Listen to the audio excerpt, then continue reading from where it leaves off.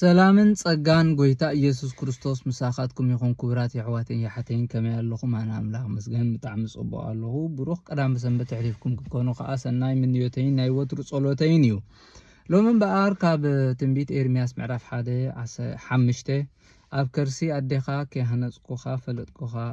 ካብ ማህፀንከ ወጽካኻ ቀደስኩኻ ንህዛብ ነቢ ክትከውን ድማ መደብኩኻ በሎ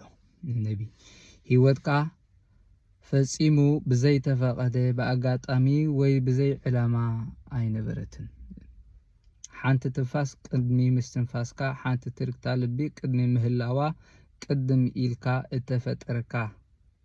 ኢኻ ነርካ ኣበይ ተፈጢርካ ነርካ ኸዲና ብደምዛዝ ወይ ብሩሑቕ ዘይኮነስ ብውልቂ ብብሕቲ ብፍሉይ ዕላማ እግዚአብሔር ንዓኻ ፈጢሩኪ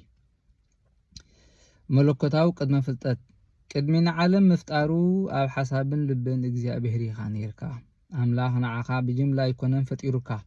ብስምካን ብፍሉይ መንነትካን እዩ ዝፈጠረካ እዚ ማለት ድማ ንስኻ ናይ ኣምላኽ ፍሉይ ስነ ጥበብ መንበር ናይ ተፈጥሮ ጌጋ ወይ ድንገታዊ ፍጻሜ ኣይኮነን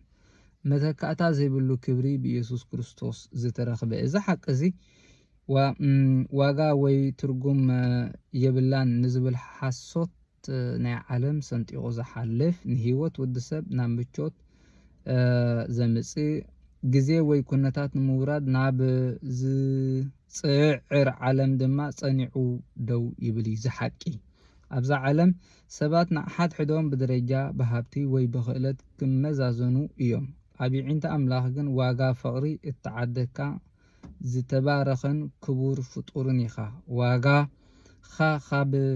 ደጋው ኮነ ዘይኮነስ ካብቲ ዝፈጠረካ ኣምላኽ ይዝመጽእ ንሱኻ ኢየሱስ ክርስቶስ እዩ መስቀሊ ደም ክርስቶስ እዩ እተቀደሰ ተልእኾ ቅድሚ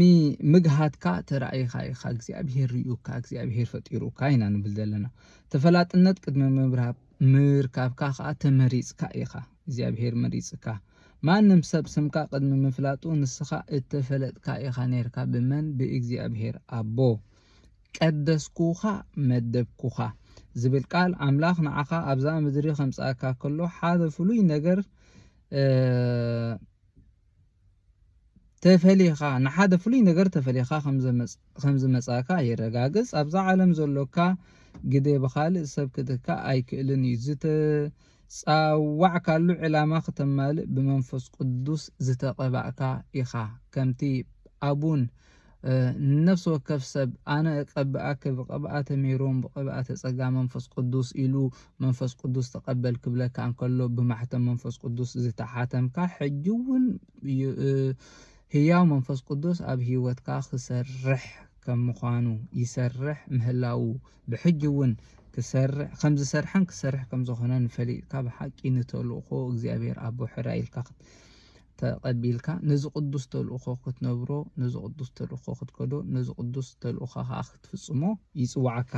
ከምዚ ዓይነት ሓቂ ዘጸናንዕ ጥራይ ዘይኮነስ ንዋጋ ህይወት ትርጉም ንምቕያር ዝፍትን ኩሉ ነገር ብትብዓት ዝጋጥሞ ሓያል መልእኽቲ ዝኸውን ቅዱስ መጽሓፍ እዩ ወትሩ ሓደ ነገር ዘክር ብፍቕሪ ተፈጢርካ ብዕላማ ከዓ ተጸዊዕካ ስለዚ ነቲ ጸዋዕታናን መምጽኢና ምኽንያትን ፈሊጥናን ተረዲእናን ንተልእኾ መንፈስ ቅዱስ ኣብ ህይወትና ንኽሰርሕ ኣፍቂድና ብህይወት መንፈስ ቅዱስ ተመሪሕና ንክርስቲያናዊ ህይወትና ክንነብሮ እግዚአብሔር ኣብ ከዘኻኽረና ይርከብ ብሩኽ መዓልቲ